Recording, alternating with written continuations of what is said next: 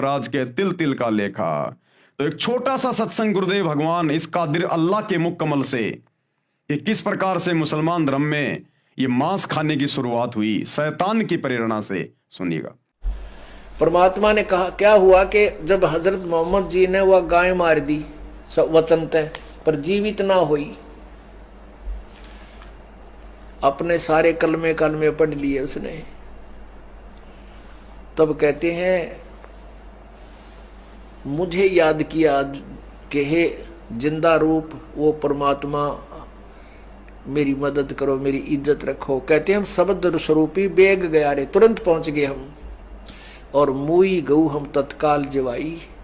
अब परमात्मा शब्द स्वरूपी यानी अपने सह शरीर आते हैं, लेकिन वो शरीर अन्य को दिखाई नहीं दे रहा।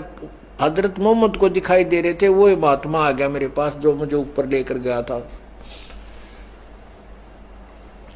और तब परमात्मा ने कहा कि रुक जा, मैं जीवित करता हूं। परमात्मा ने थपकी रमाई, वो जीवित गाय जीवित होगी। लेकिन वो हजरत मोहम्मद को दिख रहे थे। हजरत मोहम्मद को परमात्मा ने कह दिया था कि ये लोग समझेंगे कि तूने ही जीवित कर दी है, मैं इनको दिखाई नहीं दे रहा हूं। तब परमात्मा, उसके बाद हजरत मोहम्मद जी की वाह वाह होगी, और उनके अनुयायियों ने कहा कि देख लो भाई विरोधियों, हमारे नबी पूर्ण नबी हैं। अब उसके कुछ हजरत मोहम्मद जी के जीव यानी शरीर प्राण त्याग जाने के उपरांत कई वर्षों 400-500 वर्ष के बाद तक, कुछ दिनों के बाद कुछ मुसलमान लोगों ने इकट्ठा होकर के एक स्कीम बनाई कि भी हमारे हजरत मोहम्मद जी ने जिस दिन गाय मार कर जीवित की थी उस दिन को मनाया करेंगे।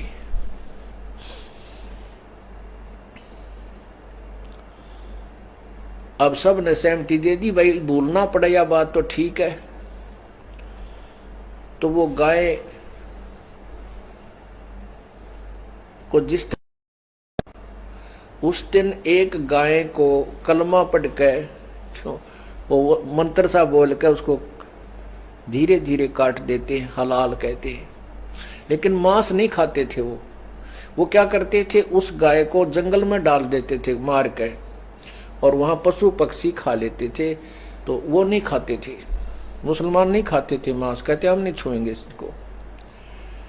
कुछ वर्षों के बाद क्या हुआ कि अकाल गिर गया, दुर्भिक्ष पड़ गया, बहुत ज्यादा अन्न रहा नहीं। और उसी दौरान वो दिन आ गया जिस दिन हजरत मोहम्मद जी ने गाय जीवित की थी वचन से मार के।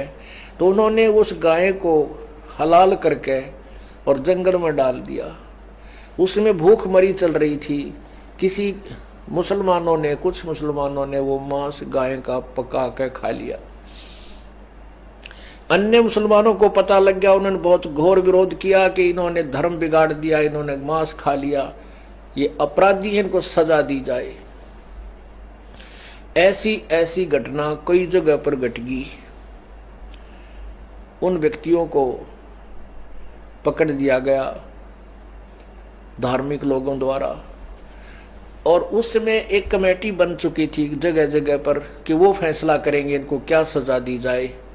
तो उस कमेटी के पास हजारों की संख्या में ऐसे व्यक्तियों की रिपोर्ट आएगी।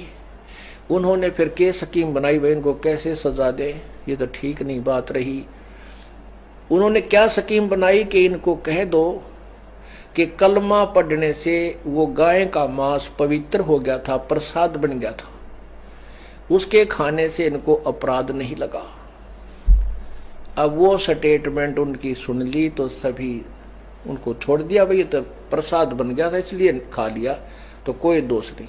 उसके बाद या बिजली गिर गई मुसलमान धर्म में, ये मांस खाने लाएंगे कि तो पवित्र हो गया, प्रसाद बन गया, घर घर बांटन लाएंगे। ये परमात्मा ये सारे खेल यू काल करवावे हैं।